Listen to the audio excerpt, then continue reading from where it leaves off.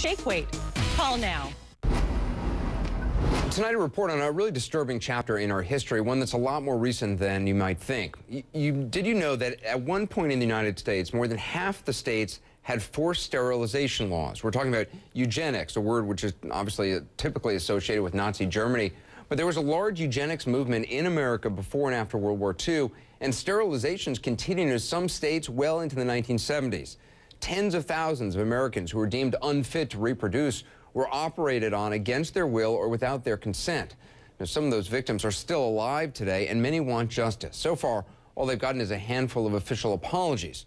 One state, North Carolina, promised nearly a decade ago to compensate victims. But years later, we've discovered those victims are still waiting. Elizabeth Cohen has more.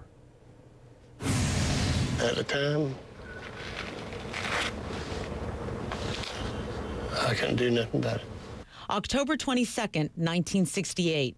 Charles Holt was 19 at the time, living in an institution for boys in Butner, North Carolina, when his life was drastically changed without his consent.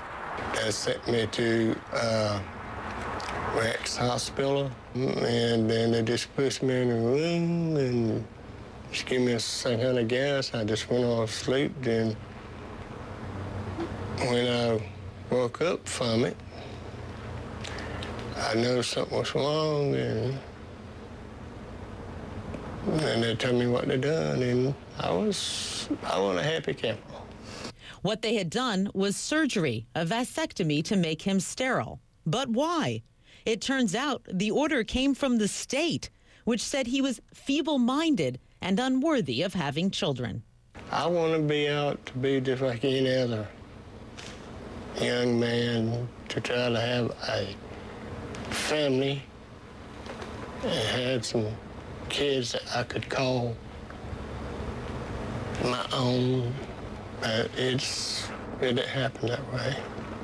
Charles Holt wasn't alone. In fact, his story is only one representing a shameful chapter in American history.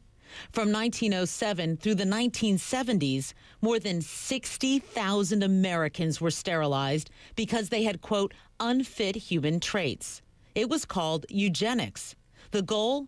Breed out those considered to be a burden on the rest of society and make, quote, better human beings tomorrow.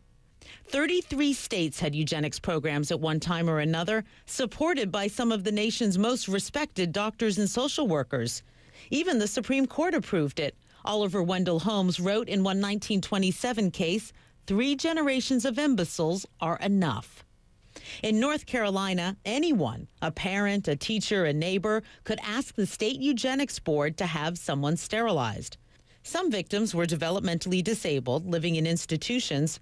Records show others were living at home, forced to go under the surgeon's knife because they were paupers, or because they were blind or deaf or had syphilis. You could be sterilized if you were sexually promiscuous. Or if you were paralyzed or not physically attractive, they have a skin disorder, this person's not fit to reproduce. The state of North